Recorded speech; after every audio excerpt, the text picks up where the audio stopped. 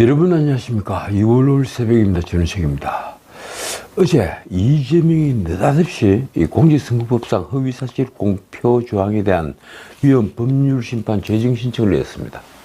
느닷없는 것은 사실 아닙니다.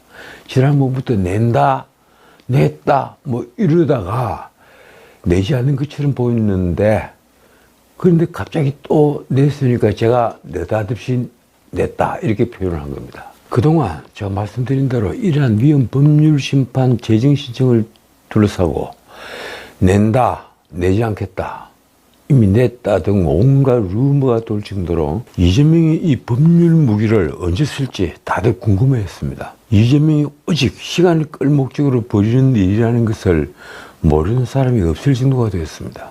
그런데다 이재명의 공직선거법 위반 사건 항소심을 맡은 서울고법 형사 6-2부 재판장 최은정 부장판사는 더 이상 이재명의 재판 지은 진술에 흔들리지 않겠다, 이런 점을 아주 공공연하게 밝혀왔습니다. 말하자면 증인 신청 또 피고인 측 13명 중에 1명만, 그리고 검찰 측에서도 1명만 받아들이겠다는 것을 공개적으로 천명하기도 했습니다. 그래서 2월 26일엔 변론을 종결하면 아마도 3월 초순에는 항소심 선고가 있을 것으로 보였습니다. 그래서 윤 대통령에 대한 헌법재판소 탄핵재판이 먼저 끝나느냐, 아니면 이재명의 공직선거법 위반 항소심이 먼저 끝나느냐, 이 문제가 세간의 관심을 끄는 일이 됐습니다. 한 말씀 더 드리자면 이재명 측에서 13명이나 증인 신청을 했지만 사실 1심을 2년 2개월을 끌 정도로, 원래 6개월 강행 규정을 넘어서서 2년 2개월을 끌 정도로 피고인 측으로서는 1심에서 증인 신청도 할 것은 다 한 것처럼 보이기 때문입니다. 어떻든 이렇게 시간 싸움을 벌이게 됐습니다. 말하자면 윤석열 대통령이 목이 달아나기 전에 이재명이 앞에 철퇴가 만약에 내린다면 이번 이른바 대란은 마침내 종지부를 찍을 것이기 때문입니다.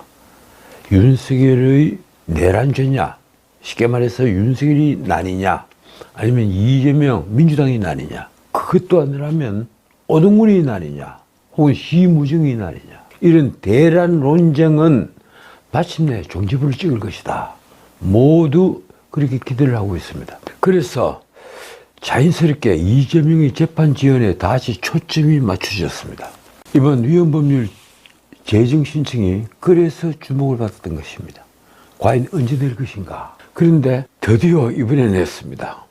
그러나 서울고등법원 형사 6-2 재판부가 이를 받아들일 가능성은 제가 알기로는 전무합니다. 지금 재판부는 그동안 신속한 재판을 거듭 강조한 터인데다가 무엇보다도 이 공직선거법상 허위사실 공표가 위헌이냐 아니냐, 이 여부는 이미 헌법재판소에서 여러 차례 심사 대상이 되어서 합헌 결정이 났기 때문입니다.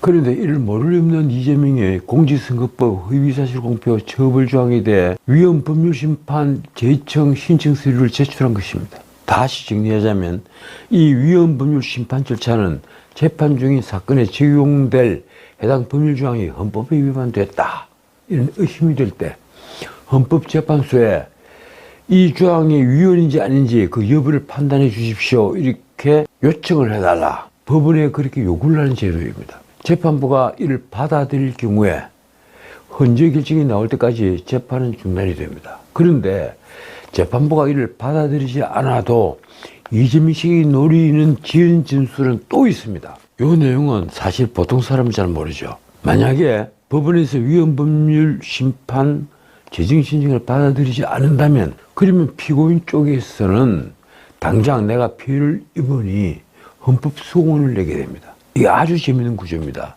헌법재판소에 헌법소원을 내면서 법 적용을 중지시켜달라, 이렇게 가처분 신청까지 함께 내는 것입니다.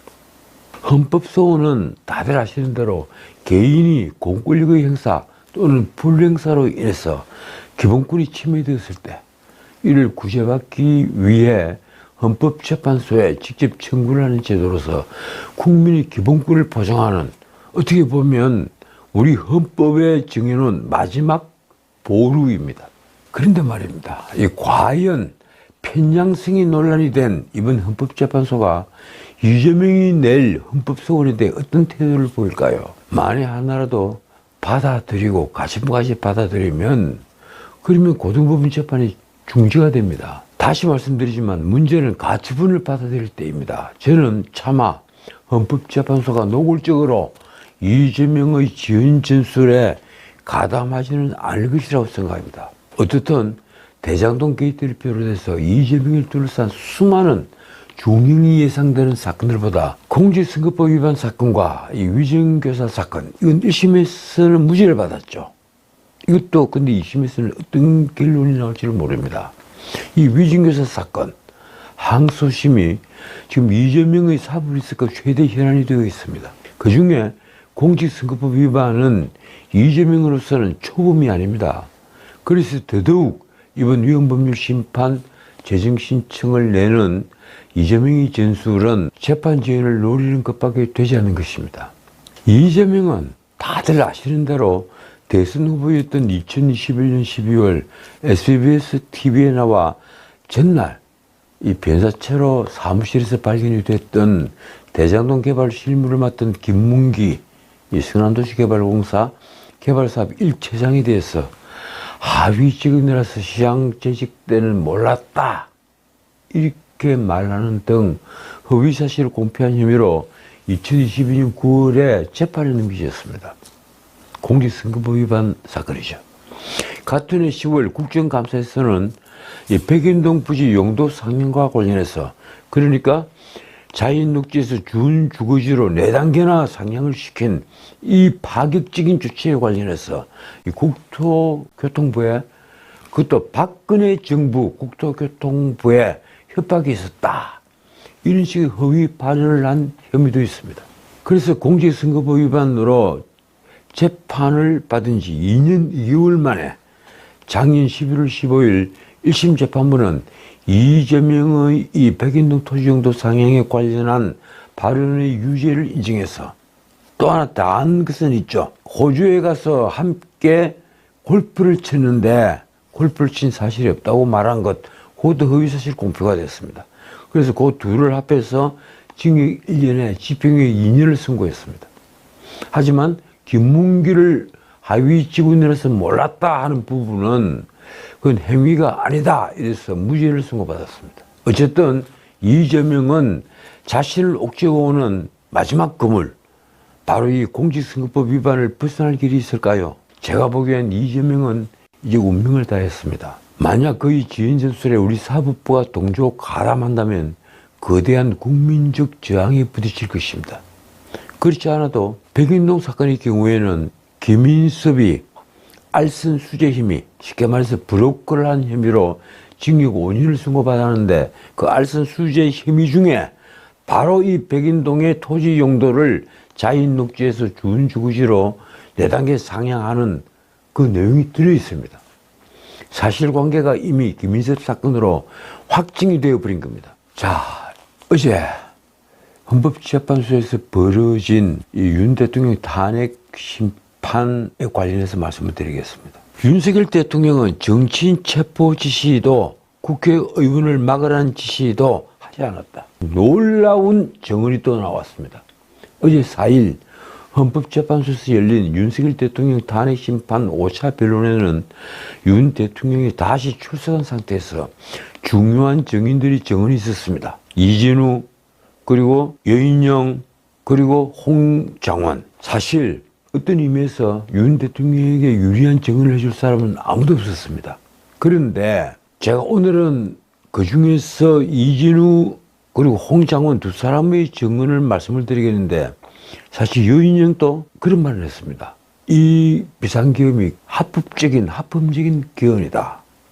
그리고 거기에서 가령 정치인 체포 뭐 이런 말을 한 것은 의뢰의 군사용어로 하는 말들이었다. 이런 증언을 했습니다. 그 부분은 다음 기회에 제가 말씀을 드리기로 하고 오늘은 일단 이진우와 홍장원 두 사람의 증언을 살펴보겠습니다. 워낙 두 사람의 증언이 중요하기 때문입니다. 특히 그 중에 이진우 전 수방사령관은 그동안 언론에 보도된 진술과는 전혀 다른 증언을 해서 아주 충격을 줬습니다. 이 질문은 놀랍게도 검찰, 공수처 등 수사기관으로부터 흘러나온 진술 내용과는 달리 대통령으로부터 누군가를 체포하라는 지시를 받은 적이 없다, 이렇게 밝힌 것입니다. 또 국회에 군대를 보냈을 당시 김용년 전 국방부 장관이나 윤 대통령으로부터 국회의원을 막고 계엄 해제 의결을 못하게 하라, 이렇게 지시받은 적도 없다, 이렇게 똑똑하게 증언을 했습니다.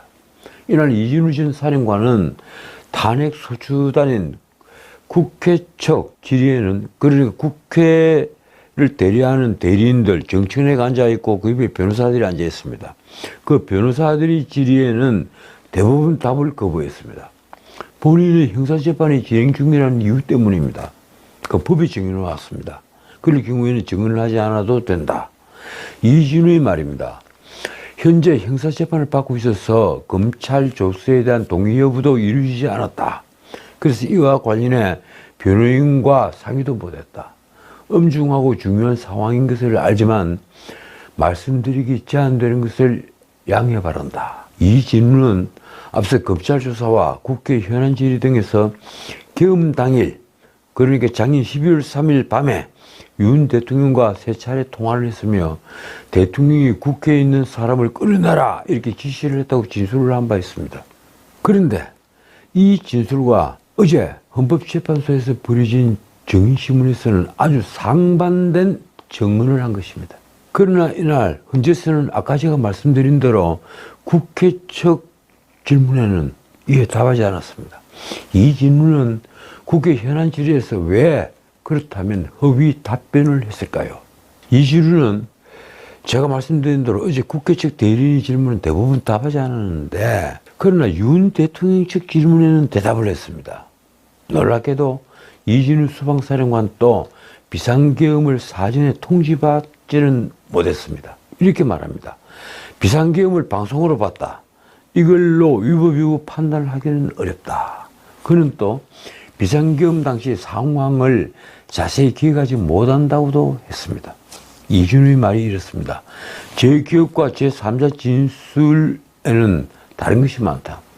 국회 출동 지시는 김용린 장관으로부터 받았다. 이진우는 계엄 사건에 군인이 정치적으로 이용됐다고 생각하느냐 하는 국회 측 대리인의 질문을 받자 잠시 호흡을 고른 뒤에 이렇게 대답을 했습니다. 군에 대한 비전을 갖고 있었고 제 역할을 통해 다음 세대 후배 장병들에게 좋은 선례와 모범이 되길 바라는 목표로 살았다. 자, 그러자 국회 측 대리인이 아주 모멸려린 질문을 던졌습니다.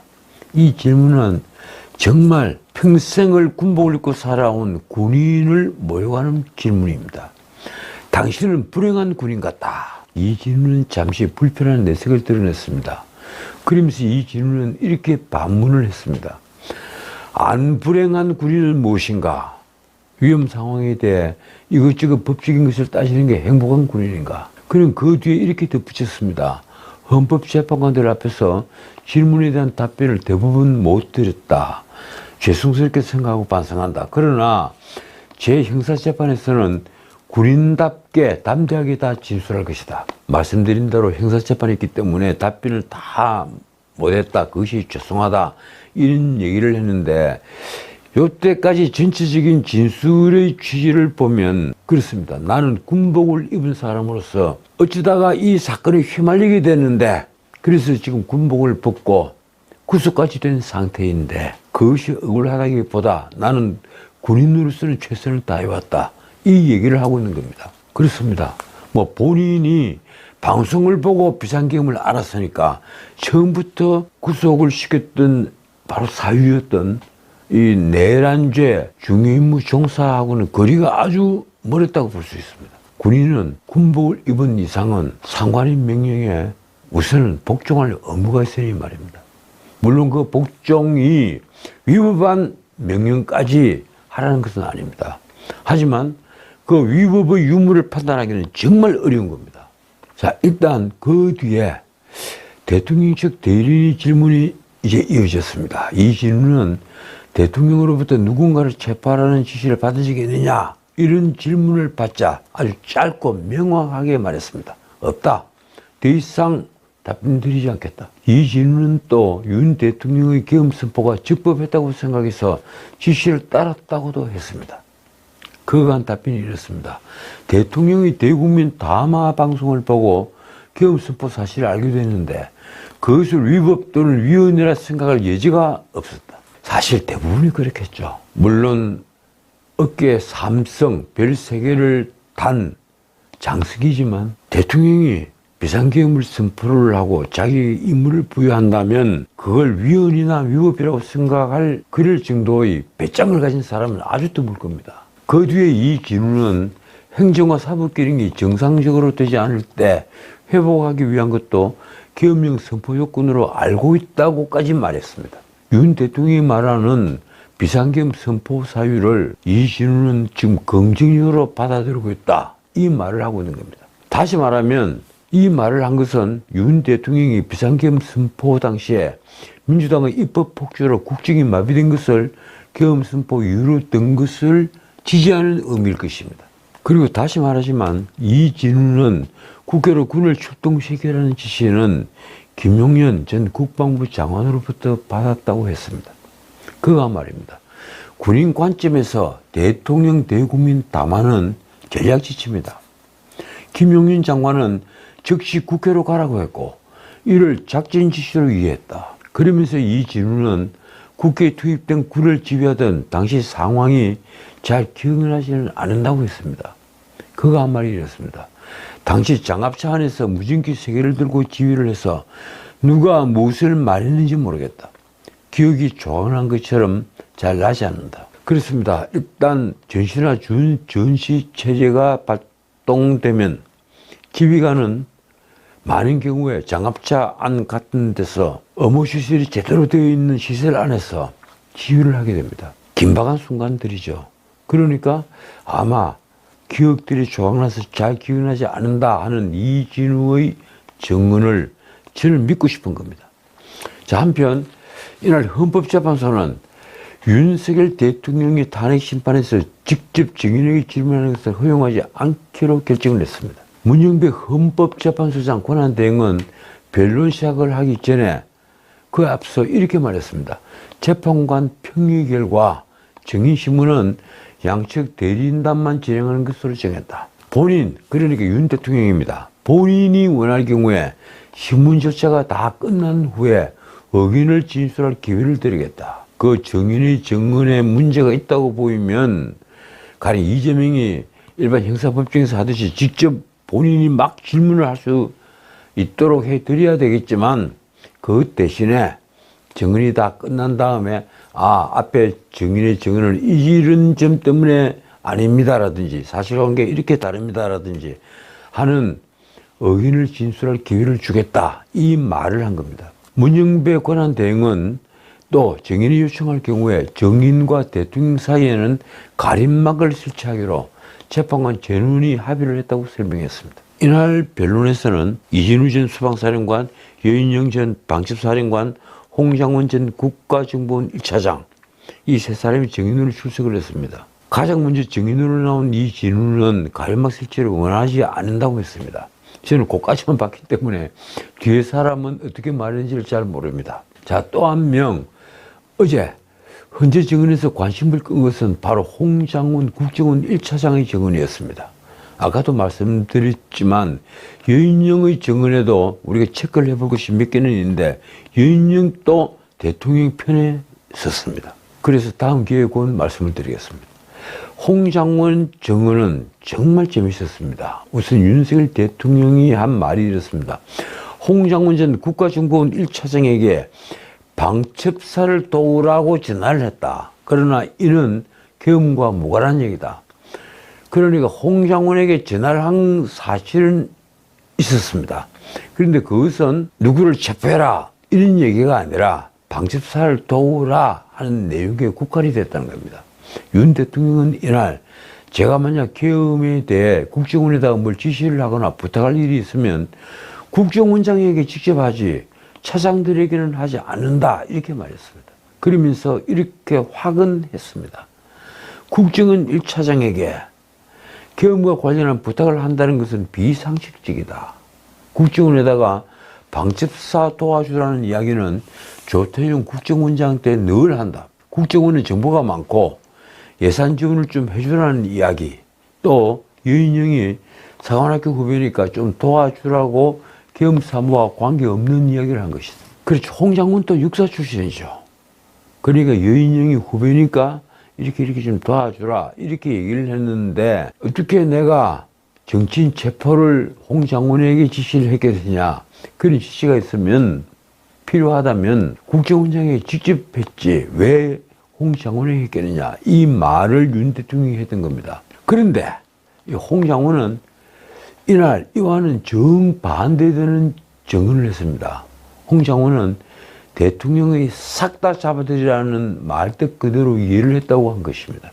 지금까지 홍 장군은 기회 있을 때마다 윤 대통령이 자신에게 전화를 해서 정치인들 싹 다 잡아들여라. 그래서 본인이 여인영에게 전화를 해서 그 명단을 받았다, 이런 주장을 계속해 왔습니다. 국회 측 대리인의 질문이 이렇습니다. 윤 대통령이 싹 다 잡아들이라, 국정원에 대공수사권을 줄 테니 국군 방첩사령부를 도우라, 이렇게 말을 했느냐. 홍 장군이 대답이 이렇습니다. 그렇게 기억한다. 당시 통화 내용을 보면 대상자 목표물을 지정하지 않았기 때문에 뭔가를 잡아야 한다는 생각만 했다. 이때부터 말이 좀 이상합니다. 그러니까 윤 대통령이 정치인들 이름을 말하면서 잡아라, 그리고 뭐 정치인들을 잡아라, 이런 식으로 명확히 지정을 하지 않았고 뭔가를 잡아들여라 있기 때문에 뭔가를 잡아야 한다는 생각만 했다, 이 얘기를 갑자기 하는 겁니다. 이 홍 장군의 진술이 역시 오염이 되지 않았나 하는 의심을 하게 만드는 단초가 됐습니다. 저는 그렇게 생각합니다. 홍 장군은 비상계엄이 선포된 12월 3일 밤 10시 53분쯤에 윤석열 대통령에게서 이번에 잡아들여서 싹 다 정리해라 하는 전화를 받았다고 밝힌 바가 있죠. 그러면서도 윤 대통령으로부터 누구를 잡아들여야 하는지를 전달받지 못했다고 말을 했습니다. 그래서 이를 파악하기 위해 여인영 전 방첩사령관에게 전화를 했다고 설명을 한 것입니다. 홍 장군은 여인영 방첩사령관이 체포조를 언급했느냐 하는 국회 측 대리인의 질문에 네, 이렇게 대답을 했습니다. 여인영 사령관이 불러준 체포자 명단을 받아 적었느냐 하는 국회 측의 질문에도 맞다고 대답을 했습니다. 홍 장군이 말입니다. 제가 국정원장 관저에 갔었고 거기서 대통령에게 전화를 받았다. 바로 이어서 진상규명을 위해서 방첩사령관에게 전화를 해서 그 여인영 방첩사령관이 명단을 불러줬는데 당시에 국정원장 관사 공투에서 받아 적어서 주문이 있던 수첩에다 받아 적었다. 그래서 다시 적은 거라 보좌관 글씨와 흘려쓴 제 글씨가 섞여 있다. 왼손잡이라 필체를 슬려 썼다. 다시 홍 장군이 말이 이랬습니다. 체포 명단은 14명에서 16명 정도로 기억을 한다. 다 또박또박 적을 수 있는 상황이 아니었다. 홍 장군은 체포 명단을 적다 보니 이게 뭐지라는 생각이 들어 반 정도 적다가 추가로 적지 않았다고도 했습니다. 글쎄 이 점도 이상합니다. 만약에 싹 다 쓸어버리라는 대통령의 지시를 정확하게 받았고 그리고 그 명단을 여인영으로부터 받기 위해서 수첩을 꺼내서 흘려 쓰든 바로 쓰든 어떻게 쓰든 간에 적기 시작을 했다면 그 명단을 절반쯤 적다가 더 적지 않았다는 것은 너무 이상하지 않습니까? 그 명단까지가 다 대통령의 지시인데 말입니다. 그런데 그는 추가로 적지 않았다고 했습니다. 절반만 적었다. 그래서 체포 명단을 보고 뭔가 잘못됐다는 생각이 들었다는 것입니다. 그 뒤에 홍 장군이 한 말이 이렇습니다. 체포 명단에 포함된 인물들이 위치 추적은 하지 않았다. 국정원은 영장 없이 위치 추적을 할 수 없다. 하지만 비상계엄 상황이었고 대통령이 지시면 상당히 초법적인 상황에서 이루어져야 하는가 잠시 고민한 것은 사실이다. 참 말이 앞뒤가 좀 그렇습니다. 이 대통령이 지시라서 이 위치 추적까지 고민을 했다는 사람인데 왜 명단은 받아 적다가 그만뒀을까요? 이에 대해 윤 대통령 측의 김계리 변호사는 이렇게 반대 신문을 했습니다. 대통령은 간첩들을 싹 다 잡아들이라고 말한 것이다. 구체적인 이야기를 하지 않았는데 정인 혼자 그렇게 이해한 것 아니냐. 쉽게 말해서 대통령은 비상계엄 선포 당시 종북 척결을 강조를 한 것처럼 잡아들이라고 했다면 사기다 정리를 해라 잡아들이라 했다면 그리고 국정원에게 그런 지시까지 했다면 당연히 간첩들을 싹 다 잡아들이라 이렇게 말을 한 것일 텐데 대통령이 구체적인 이야기를 하지도 않았는데 정인 혼자 정치인을 잡아들이라 그렇게 이해를 한 것 아니냐 이렇게 김계리 변호사가 질문을 던진 겁니다. 홍장훈이 답이 이렇습니다. 제가 기억하는 부분과는 차이가 있는 것 같다. 뭐 그럴 수도 있다. 생각해 보십시오. 이 뒤에 방점을 찍어야 합니다. 뭐 그럴 수도 있다. 그러니까 자신이 대답해도 지금 자신감이 없는 겁니다. 명색이 대한민국 국가정보원 1차장을 지낸 사람 입에서 이런 증언이 나오고 있습니다. 우리가 이 홍장훈의 증언을 어떻게 믿을 수가 있겠습니까? 홍장훈은 그 뒤에 국회측 대리인이 여인영과 통화해서 간첩이 언급되느냐 이렇게 묻자 그때는 또 없다 이렇게 대답을 했습니다. 홍장훈 역시 텔레비전을 보고 비상계엄 발령 사실을 알았다고도 했습니다. 집무실 TV를 통해 비상계엄 발령을 봤다. 김순호 국방부 차관에게 확인 차원차 전화를 했고 전화를 해보니 전혀 모르고 있었다. 그래서 비상계엄이 발령된 사실을 통보를 했고 차관이 사무실에 나가봐야겠다며 전화를 끊었다. 그러니까 국방부 장관도 모르는 비상계엄이었습니다. 물론 국정원 1차장도 전혀 모르는 비상계엄이었습니다. 수방사령관도 모르는 방송을 보고서 알았던 비상계엄이었습니다. 그런데도 이런 비상계엄을 두고 우리가 내란죄라고 할 수 있다고 봅니까? 만약에 내란죄의 고의가 있었다면 처음부터 이것보다는 훨씬 더 치밀한 준비를 했겠죠. 홍장훈은 이어 여인영 방첩사령관에게도 똑같이 어떤 상황인지 물었고 여인영은 저희도 몰랐다. 그냥 위에서 시키는 대로 하는 것이라고 답변을 했다. 이렇게 말했습니다. 다시 한 발 더 나가서 방첩사령관, 옛날이면 기무사령관입니다. 보안사령관. 여인영 방첩사령관도 방송을 보고 알았다고 대답을 한 겁니다. 홍장훈이 그 뒤에 덧붙인 말이 이렇습니다.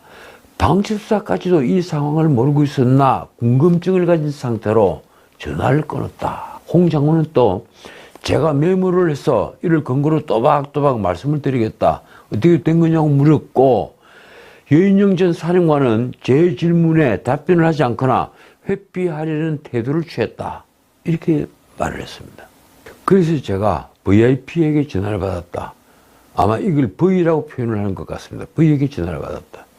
대통령이 지원해 주라고 했다. 이렇게 말을 하니까 여인영이 그때부터 상황을 설명해 주기 시작했다.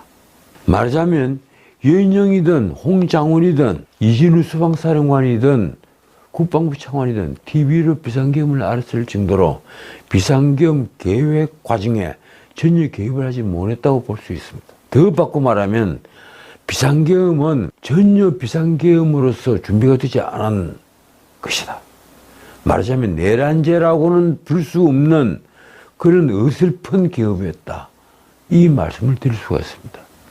그들이 말하는 불법계엄에 대한 정언의 가치가 없다는 것을 당장 알 수가 있는 것입니다. 그런 홍장훈은 12월 3일 비상계엄이 해제된 뒤에 윤석열 대통령에게 대국민 사과를 해야 한다는 메시지를 전달했습니다. 그런데 사실상 거절당했다고도 했습니다. 이렇습니다. 12월 5일 그러니까 비상계엄 이틀 뒤입니다. 12월 5일 김태효 국가안보실 1차장에게 텔레그램으로 대통령께서 진심으로 국민께 사과를 하시고 여러 가지 마음과 심경을 말하면 국민이 대통령을 이해할 것이라는 내용을 전했다. 홍장훈은 윤 대통령을 이렇게 평가하기도 했습니다. 계엄이 해제되고 하루가 지났는데 윤 대통령이 아무 일도 일어나지 않은 것처럼 행동했다. 이런 상황을 해결하지 않으면 안 되겠다. 대통령님을 도와드리고 싶었다. 홍장훈은 탄핵심판 변론이 끝난 직후에는 취재진을 만나 또 이렇게 말합니다. 제가 왜 거짓말을 하겠느냐. 당시 상황이 있던 부분을 이야기한 것인데 이번 기회를 통해서 사실을 말하는 것이 힘들다고 느끼게 됐다. 그는 윤 대통령 발언을 두고는 이렇게 말하기도 했습니다. 저는 처음으로 대통령께 전화를 받은 거니까 거의 토시까지 기억하지 않을까요? 제가 보기엔 대통령 말씀에 오류가 있는 것 같다. 제 말이 의심되는 부분이 있을 수 있는데 맥락 없이 듣고 기억하는 부분에 대해서 설명했다. 자, 이 마지막 규칙도 굉장히 중요합니다. 다시 한번 봅시다. 제 말이 의심되는 부분이 있을 수 있는데 맥락 없이 듣고 기억하는 부분에 대해서 설명했다. 그래, 자기 자신이 말이 좀 이상하게 들릴지 모르겠는데 그러면서 자기 자신의 말을 변명을 하고 있는 겁니다. 맥락 없이 듣고 기억하는 부분에 대해서 설명했다. 이 말은 바꿔 말하면 내 말이 맥락 없이 듣고 내가 기억을 한 것이기 때문에 틀릴 수도 있다. 이 말을 하고 있는 겁니다. 명색이 국정원 제1차장인 홍 장훈이 입에서 이런 말이 나왔습니다. 홍 장훈은 그러면서 윤 대통령 측 대리인의 신문을 두고는 또 이렇게 말했습니다. 매섭게 몰아치고 피의자 조사를 받는 느낌이었다. 왜 그런 느낌이 들었을까요? 자기 자신의 답변에 자신감이 없었기 때문입니다. 허위 진술을 하는 사람들이 아주 대표적인 마음이 그렇습니다. 자, 오늘 여기까지입니다. 헌법재판소의 탄핵 속도전에 제동이 걸린 것은 확실해 보입니다. 바로 이틀 전이죠. 마은혁 헌법재판관 후보자 그 임명에 대한 국회 측의 권한쟁의 심판 청구 선고를 연기를 했죠. 그리고 변론을 재개를 한 데 대해서 뒷말이 아주 무성합니다. 왜 그랬을까? 오전 10시에 평일을 시작했는데 헌법재판관 8명 가운데 적어도 4명이 문영배의 속도전에 브레이크를 걸었다는 것입니다. 바꿔 말하면 헌법재판소에서 평의가 벌어지면 위헌 결정이라든가 그리고 탄핵 인용 결정 같은 경우는 법에서 6명 이상이 찬성을 해야 한다고 정해놓았습니다. 그러니까 그것은 무조건 6명의 찬성이 필요합니다. 그런데 권한쟁의 심판 청구 같은 경우는 과반수의 찬성입니다. 8명 같으면 5명이 찬성을 해야 된다는 얘기입니다. 3명이 반대를 한 경우에 5명이 찬성을 하고 3명이 반대를 하는 경우에는 권한쟁의 심판 청구가 받아들여집니다. 그러면 굳이 변론을 재개한다라든가 혹은 선고를 연기한다라든가 이런 짓을 하지 않고 이틀 전에 마은혁 임명을 하지 않은 것은 최상목이 마은혁 임명을 하지 않은 것은 위헌이다 이렇게 결정을 했을 겁니다. 그런데 그렇게 하지 못했습니다. 적어도 4명이 3명이 아니라 4명이 브레이크를 걸었다는 얘기입니다. 저는 그렇게 생각합니다. 그리고 무엇보다도 제가 지난 방송에서 말씀을 드렸지만 브레이크를 건 이유는 너무 명백해 보입니다. 그 중에 하나가 바로 국회는 의결기관인데 우원식 국회의장이 간이 크게도 자기 자신의 개인 이름으로 권한쟁의 심판 청구를 한 겁니다. 그것은 당사자 적격, 말하자면 청구인 적격이 없는 것으로 당연히 헌법재판소는 각하를 해야 합니다. 변론 제기를 할 필요조차 없습니다. 그런데 각하를 하지 않고 다시 기회를 엿보는 것으로 저는 보고 있습니다. 어쨌든 이제 길이 보이기 시작했습니다. 저는 그렇게 생각합니다. 이제 길이 보이기 시작했습니다. 눈앞을 가리던 짙은 안개는 곧 그칠 것입니다. 아마 어제 그저께 민주당은 비상이 걸렸을 겁니다. 지금까지 전우석이었습니다.